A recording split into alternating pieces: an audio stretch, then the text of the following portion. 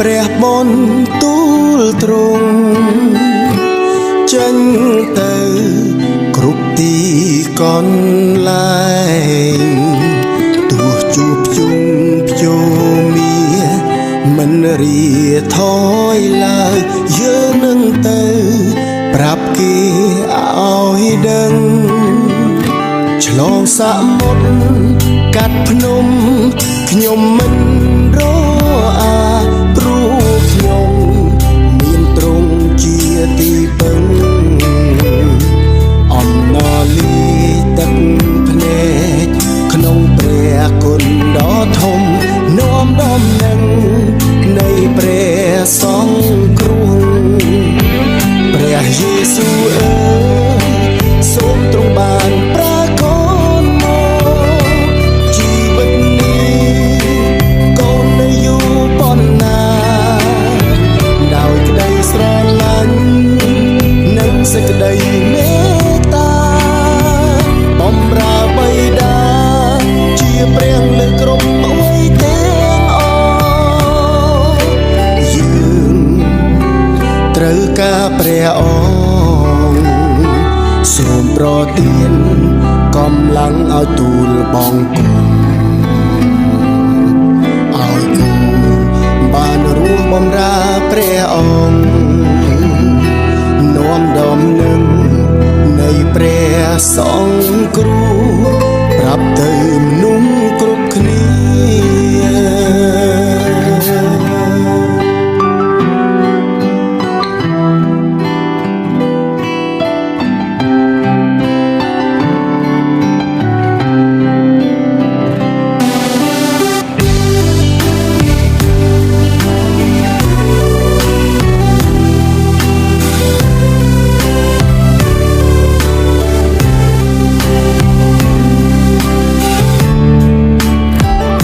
ឆ្លងសមុទ្រកាត់ភ្នំក៏មិនរអាព្រោះយើងមានទ្រង់ជាទីពឹងអំណរលីទឹកភ្នែកក្នុងព្រះគុណដ៏ធំនាំដំណឹងនៃព្រះសង្គ្រោះព្រះយេស៊ូវអើយសូមទ្រង់បានប្រើយើងមកជីវិតនេះតើនៅយូរប៉ុណ្ណាដោយក្តីស្រឡាញ់និងសេចក្តីមេត្តាបំរើបិតាជាព្រះលើគ្រប់អ្វីទាំងអស់យើងត្រូវការព្រះអង្គសូមប្រទានកម្លាំងឲ្យទូលបង្គំឲ្យកូនបានរស់បម្រើព្រះអង្គនាំដំណឹងនៃព្រះសង្គ្រោះប្រាប់ទៅមនុស្សគ្រប់គ្នា